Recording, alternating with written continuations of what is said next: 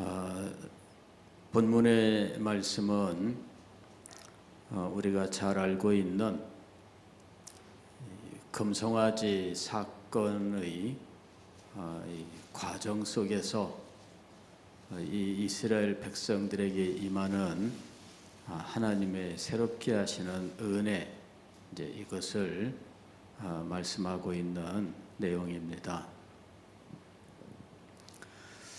저는 성경을 보면서 항상 의문을 가졌던 것은 하나님의 크신 역사를 목도한 이스라엘 백성들이 어떻게 그렇게 하나님의 역사를 잊어버리고 우상 숭배나 혹은 원망과 불평, 불만 속에 빠져 하나님께 징계를 받고 이런 고통을 겪느냐 하는 것이었습니다. 이것이 도무지 이해할 수 없는 일 중에 하나였습니다.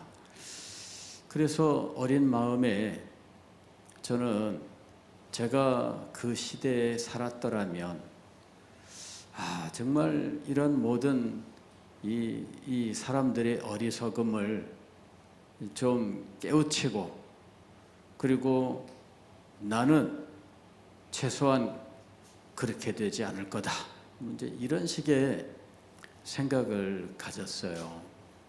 그리고 성경을 볼 때마다 이분들이 너무나 한심하다, 이런 생각을 가졌습니다. 어떻게 그럴 수가 있을까?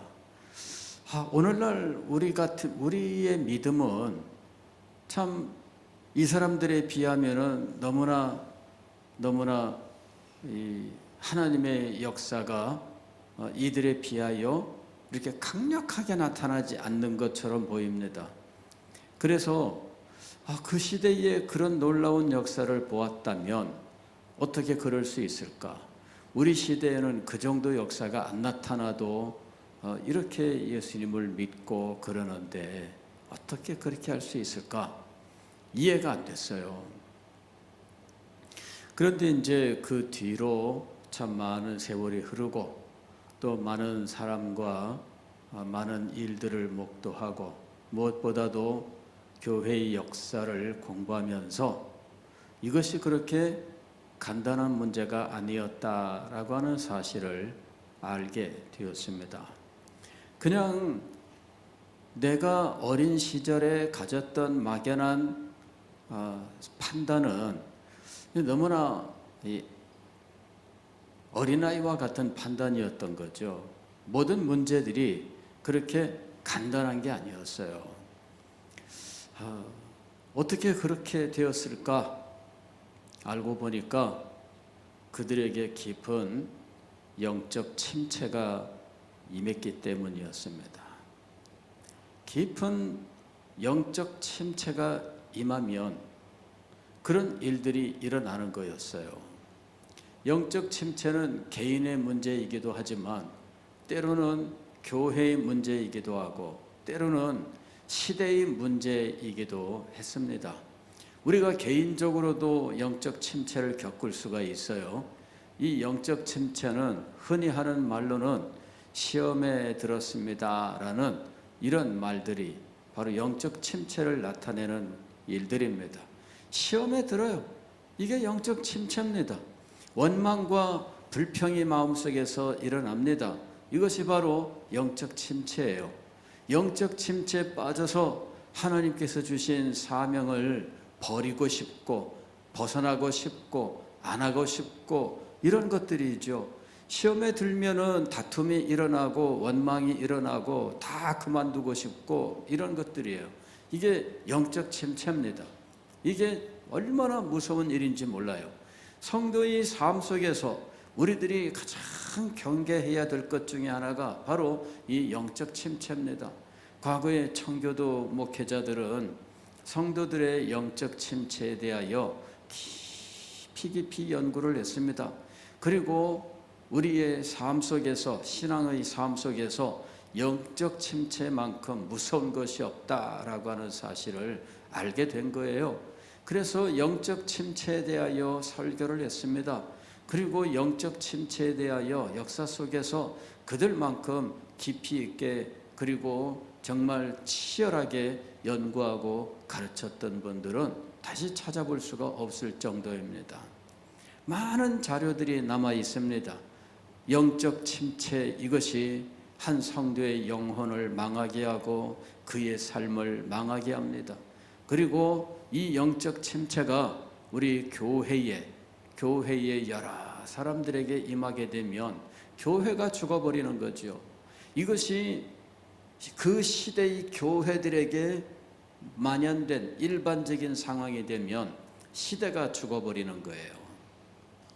여러분, 우리는 영적 침체에 대해서 경계를 해야 돼요. 내가 지금 어떤 상태에 있는가, 내가 영적 침체에 빠져 있지는 않은가, 이거를 보셔야 돼요. 영적 침체에 빠지게 되면 마음속에, 요새 우리 한국 사람들이 화가 많이 있다 그래요. 마음속에. 그래서 조금만 뭐가 이게 틀려도 그냥 막 화부터 내는 이런 일들이 있다 그러더라고요. 그런데 영적 침체가 그런 상황이에요. 영적 침체가 오게 되면 일단 거룩한 것들에 대한 열정이 사라지기 시작을 해요. 예배에 대한 열정, 기도의 열정, 찬양의 열정, 이런 것들이 사라지게 돼요. 그 다음에 영적 침체가 오게 되면 헌신이 사라지게 돼요. 하나님 앞에서 행하던 것들을 이제는 점점 놓게 되는 거죠. 전에는 기쁨으로 하던 일들이었는데 이제는 무거운 부담감을 가지고 안 하게 돼요. 그리고 이 하나님의 일을 하는 이것에 대하여 갑작스럽게 이런 것들이 원망의 재료가 되는 거예요. 왜 나만 해야 되느냐, 이런 생각들을 하게 되고, 저 사람은 왜 안 하냐 그러면서 다른 사람을 끌어들이고, 그리고 자기가 하는 이 일에 대하여 대가를 요구하는 이런 일들이 나타나기 시작하는 겁니다. 이런 것들이 침체의 현상이에요. 하나님의 말씀을 들어도 마음에 감동이 없어요. 어떤 분들은 목사님, 제 마음속에 뜨거움이 사라졌어요. 너무 괴롭습니다. 이렇게 말씀하시는 분들을 만나요. 참 감사하죠. 그렇게 와서 그런 말씀을 하시고 하는 것들이 정말 감사합니다. 그래서 그분들을 위해서 특별히 기도합니다. 그런데 이것들도 역시 침체의 한 모습일 수 있어요. 어떤 분들은 소망하고 그런 것들을 두려워하고 합니다. 그러나 그런 두려움을 가지고 있는 분들은 침체라고 말할 수 없죠. 정말 침체는 무엇이냐면은 자기의 상황을 알지 못하는 거예요. 내가 지금 이런 상황에 있습니다. 말씀을 듣고도 감동이 없고 소망이 없고 뜨거움이 없고 이러는 것들을 전혀 안타까워하지 않아요. 자기의 영혼의 상태에 대하여 관심이 없어요. 살펴볼 줄 모릅니다. 그리고 살펴본들 뭐 알 수 있나요? 저는 다녀보면 그래요. 어디 다녀보면은 제 눈에는 보이는데 다른 사람들은 못 보는 일들이 있더라고요.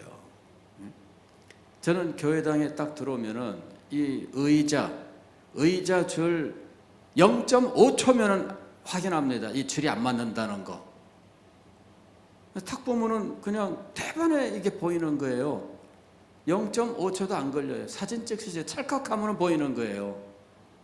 근데 같이 다녀도 못 보는 분들은 못 보더라고요. 근데 자기의 영혼의 상태에 대해서도 마찬가지입니다. 아무리 이야기를 해줘도 자기의 영혼의 상태에 대하여 인식하지 못한다는 거예요. 이것이 바로 영적 침체입니다.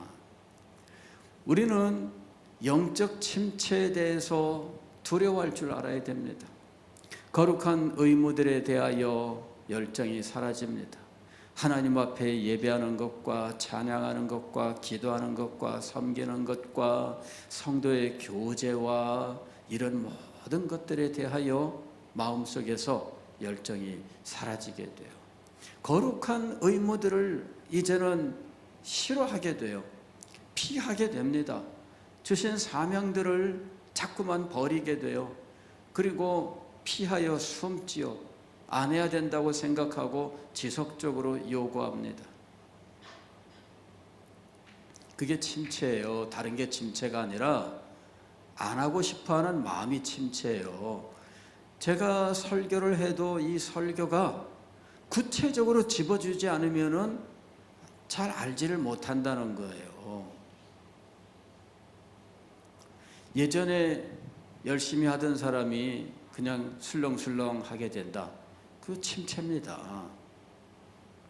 전에는 감사함으로 하던 게 원망으로 변하면 그게 침체예요.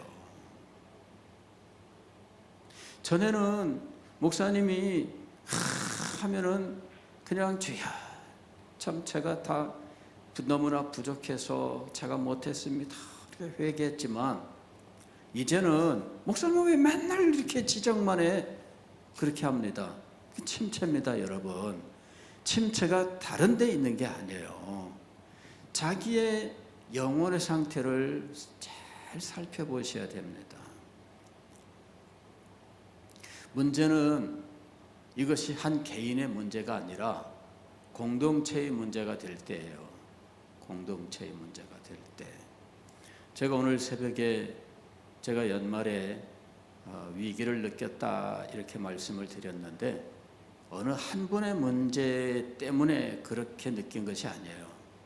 무엇인가가 알 수 없는 뭔가 우리 교회 안에 이런 다양한 많은 경우들에 뭔가 목사의 목회에 대한 어떤 표현할 수 없는 어떤 이 반감들과 어떤 불평들과 원망들과 이런 것들이 이상하게 표출되는 거예요. 광고 한 번 하고 나면은 광고에 대한 반발들이 계속 나오는 거예요. 그래서 이상하다. 여러분, 이게 심상치 않은 거였어요. 그 다음에 이 표정들이 안 좋아요. 표정들이. 예배 시간에 저를 안 봐요. 사람들이 딱딱하게 굳은 얼굴로. 여러분, 왜 교회 와가지고 딱딱하게 굳은 얼굴로 목사를 안 보고 정면만 보고 있을 때는 그분의 영혼 상태가 분명히 문제가 있습니다. 저희의 수십 년의 경험을 통해 볼 때 정면만 보는 성도는 영혼에 문제가 있는 거예요.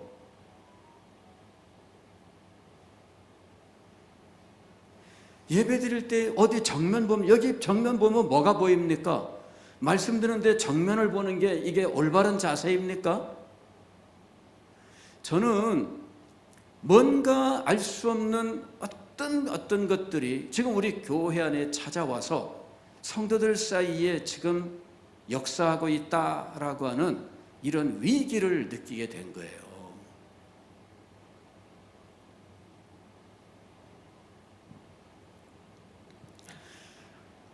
이걸 우리가 인식할 수 있어야 돼요.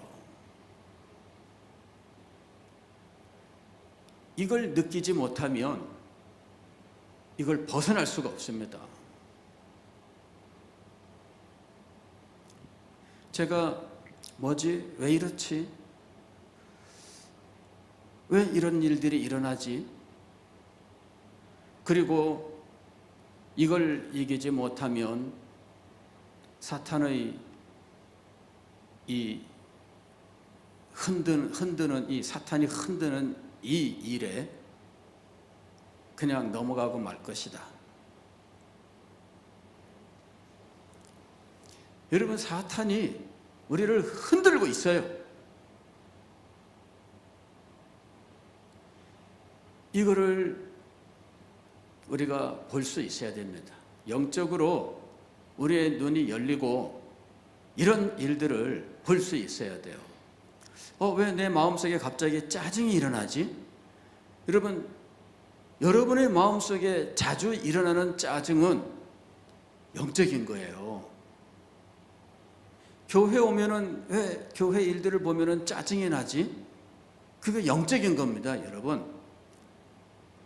그런 것들이 우리로 하여금 하나님의 영광을 보게 하지 않고 다른 것들을 보게 만드는 겁니다.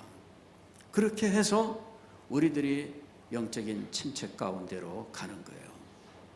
여러분이 원인은 알 수 없지만 자꾸 화가 난다. 그 영적인 문제인 줄을 알아야 됩니다. 그럴 때에는 다른 사람을 볼 것이 아니라 자기를 봐야 돼요. 왜 자꾸 화가 나지? 교회 왔는데 화가 나요. 교회 왔으면 화가 나야 정상입니까? 아니면은 기쁨이 생겨야 정상입니까? 우리 교회 상황이 기뻐할 상황이 아니에요. 그거는 교회 상황의 문제가 아니라 당신의 영혼의 상황의 문제입니다. 그걸 아셔야 돼요. 하나님 앞에 예배 드리는데 왜 기쁨이 없어요? 그 영혼의 상태를 보셔야 되는 거예요. 지금 우리는 설명할 수 없는 자신의 이런 문제들에 대해서 이것이 사탄이 우리를 밀 까부르듯 한다 하는 일, 즉 시험하고 있다라고 하는 이 사실을 깨달을 수 있어야 돼. 이게 영적인 지각을 가져야 된다는 거죠. 영적인 지각이 있어야 이런 것들을 알 수가 있어요.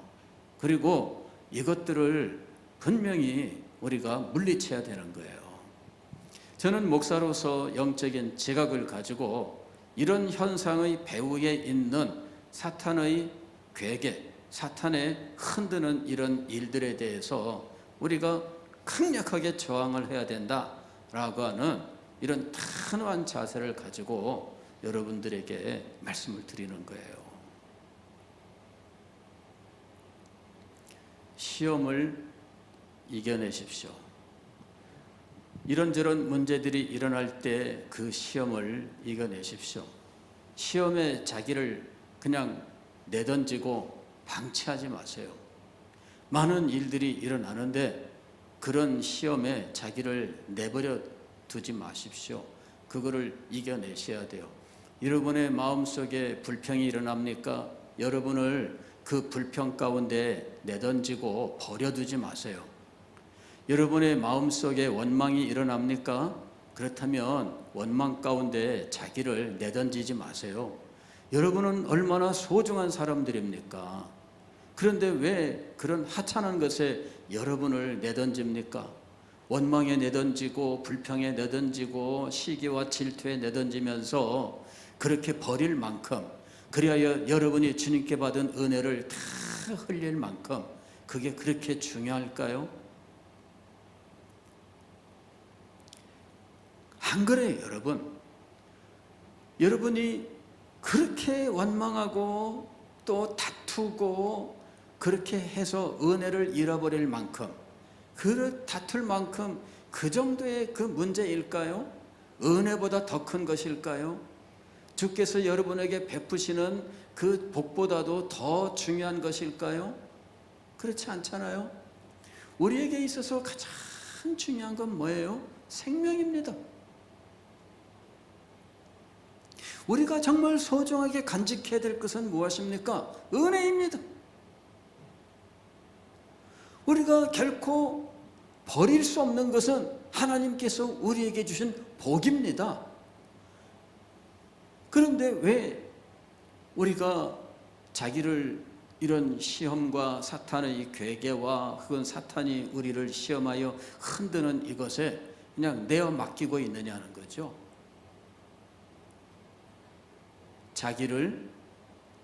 자기의 이 상황을 깨달을 수 있어야 돼요. 여러분, 이거 굉장히 중요한 거예요. 저도 어느 땐가는 이런저런 이 현상들이 저에게 나타납니다. 제가 신령한 것을 본다는 의미를 말씀드린 것이 아니고 이상하게 화가 나는 거죠. 근데 화날 만한 이유는 없어요. 그럴 때는 어때요? 조그만 뭐가 문제가 생겨도 팍 하고 일어나는 거죠. 그거 왜 그럴까? 왜 원인은 없는데 화가 날까? 물론 찾는다면 뭐 10년 전의 일까지 거슬러 올라갈 수 있겠죠. 근데 그거는 원인이 아닙니다. 그래 이제 기도를 해야 돼요.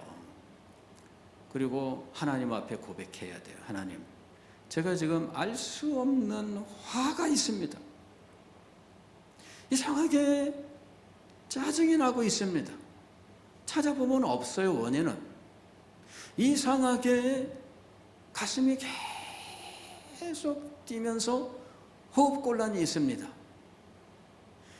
여러분, 그러면은 그런 현상에 자기 자신을 내어 맡겨서 그냥 넘어질 수가 있습니다. 그거를 이겨내셔야 되는 겁니다.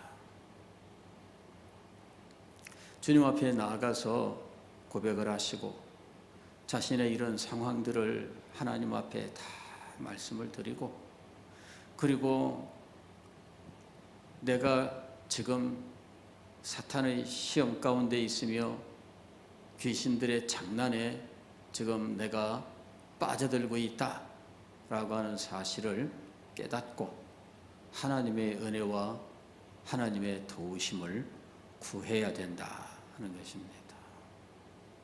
시험에 빠지지 마십시오. 시험에 여러분을 던지지 마십시오. 여러분, 우리가 이 시험에 빠져서 우리의 시간을 낭비하고 우리의 인생을 허비하고 해야 될 이유가 없어요. 이게 얼마나 무가치한 일입니까? 이 침체는 우리 신앙인에게 있어서 가장 경계해야 될 현상입니다. 침체로부터 벗어나야 돼요. 부흥이란 무엇인가? 부흥은 바로 이 침체로부터 회복되는 걸 말하는 겁니다. 침체로부터 회복되는 것이 부흥인데, 이것이 개인적인 차원에서 일어날 수도 있고 교회 차원, 즉 공동체 차원에서 회복의 은혜가 일어날 수도 있고 시대 차원에서 회복의 은혜가 임할 수가 있습니다. 일반적으로 우리가 부흥이라고 이야기할 때에는 공동체 차원의 회복을 이야기합니다. 개인적으로는 많이 일어나요. 그런데 이 개인적으로 일어난 회복이 공동체에 영향을 미쳐서 공동체가 이 회복의 불길 속으로 들어가는 일이 있습니다.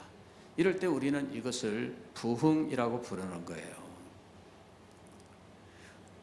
그리고 영적 침체가 공동체에 만연하게 될 때 우리는 이것이 시대적으로 영적으로 잠들었다 이렇게 표현을 하는 거예요. 영적으로 잠들었다가 회복됨, 이것이 바로 부흥이라고 하는 것이죠. 지금 로이드 존스 목사님은 출애굽기 33장 4절 이 본문을 가지고 이 본문의 앞뒤 과정들을 강해를 하면서 바로 이것이 부흥, 즉 회복이다 이렇게 말씀을 하고 있어요. 자, 이 말씀의 앞에 있었던 일들은 무엇이냐면은 금송아지 사건이에요. 모세가 시내산에 올라가 하나님을 만나 말씀을 듣고 십계명 돌판을 받았는데 그 기간이 상당히 길어져서 40일이 지났습니다. 밑에서는 모세가 죽었나 보다 이렇게 생각했어요. 왜? 산에는 구름이 가득하고 천둥과 번개가 있는데 뭐 얼마나 무서운지 몰라요. 산에 올라가서 모세가 내려오질 않으니까 지금 그곳에서 아마 죽었나 보다. 너무나 두려운 현상들이 있거든요. 그러니 백성들이 낙담을 했습니다. 모세가 죽었다. 이제 우리는 어떻게 할까? 그래가지고 아론에게 우리를 인도할 여호와 하나님을 좀 만들어내라, 이렇게 요구를 한 거죠. 그래서 아론이 백성들의 협박에 굴복하고 너희들이 가지고 있는 모든 금부치를 가지고 와라. 그래, 금부치를 모아가지고 이걸 녹여서 금송아지를 만드는 거예요. 그리고는 이것이 너희를 애굽 땅에서 인도해낸 여호와 하나님이다, 이렇게 얘기를 한 거죠. 그랬더니 백성들이 기뻐하여 춤을 추고 경배하고 난리가 난 겁니다. 하나님께서 모세에게 야, 저 산 밑에서 지금 난리가 났다. 모세가 깜짝 놀라서 십계명 돌판을 가지고 불이 나게 내려왔습니다. 가까이 다가오는데 지금 금송아지 앞에서 경배하느라 난리를 치는 이 소동하는 소리가 들려오는 거죠. 이게 뭔가? 가까이 가보니까 지금 난리가 났습니다. 모세가 갑자기 팍 하고 올라오는 게 있었어요. 손에 들고 있던 이 십계명 돌판을 내 이것들 하면서 그냥 막 땅에다가 내친 거예요. 돌판은 산산조각이 났고요. 모세가 와 보니 이게 지금 말이 아닙니다. 백성들은 모세가 나타났는데 지금 모세가 나타난 것도 모르고 난리 굿을 치고 있는 거예요. 그래 모세가 여호와 편에 서는 사람은 나와라 이랬습니다. 그랬더니 레위 지파가 나온 겁니다. 너희는 지금 칼을 들고 저 방자하게 아직도 정신 못 차리고 있는 저들을 칼로 쳐라, 이렇게 된 겁니다. 레위 지파가 가면서 아직도 정신 못 차리고 있는 이 사람들을 칼로 쳤는데 그날에 죽은 사람이 3,000명.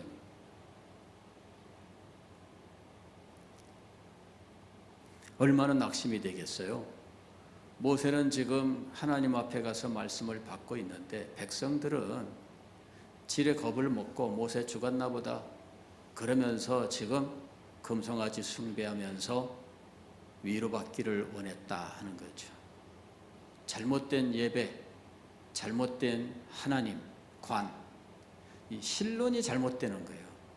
그러면서 잘못된 예배에 빠지게 되고 그러면서 그들은 그 속에서 위로를 얻고 도움을 받기를 원했다는 거예요. 여러분, 모세가 얼마나 참 이 답답했는지 참 이걸 보니 한심하기 짝이 없죠.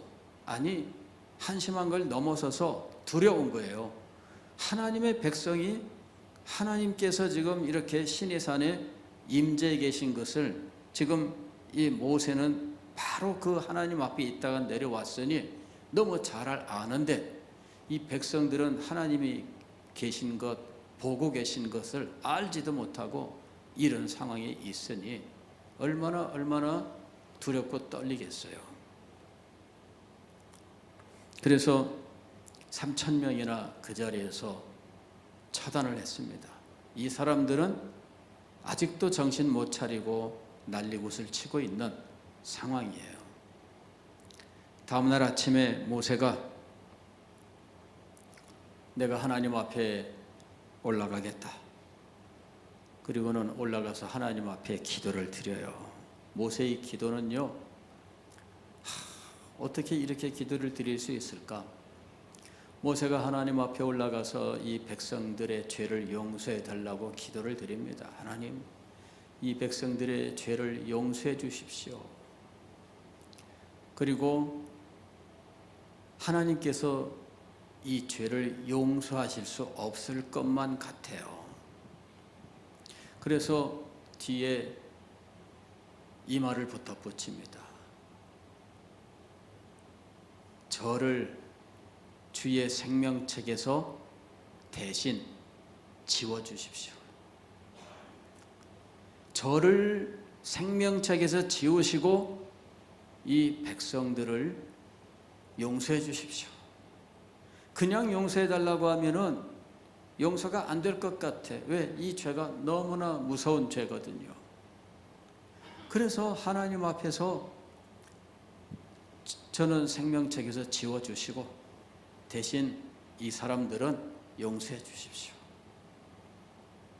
그랬더니 하나님께서 아니다. 너는 이 백성들을 데리고 내가 네게 명령한 곳으로 가라. 내가 내 사자를 네 앞서 보낼 것이다. 나는 안 가겠다. 이러신 거예요. 나는 안 가겠다. 여러분, 이 나는 안 가겠다 이 말이 얼마나 두려운 말일까요? 하나님이 너와 함께하지 않겠다 이 말씀이잖아요. 그러나 내 사자는 함께 보낼게 이러신 거예요. 내 사자는 함께 보낼게. 왜냐하면 내가 안 가는 데에는 이유가 있다. 내가 같이 가다가 다시 또 이런 죄를 범하면 그때는 모두 진멸시켜버릴 거니까 그럴 바에는 내가 안 가는 게 낫겠다 이러신 거죠. 모세가 그럴 수 없습니다. 하나님 앞에 다 붙들고 기도를 합니다. 하나님이 함께하지 않으시면 안 됩니다. 결사적으로 하나님 앞에 기도를 드리는 거죠. 그때 백성들이 드렸던 백성들의 자세, 이것이 오늘 우리가 읽은 성경 말씀이었던 겁니다. 백성이 이 준엄한 말씀을 듣고 하나님이 내가 너희와 함께하지 않겠다라고 말씀하신 이 말씀을 듣고 슬퍼하여 한 사람도 자기의 몸을 단장하지 않았다.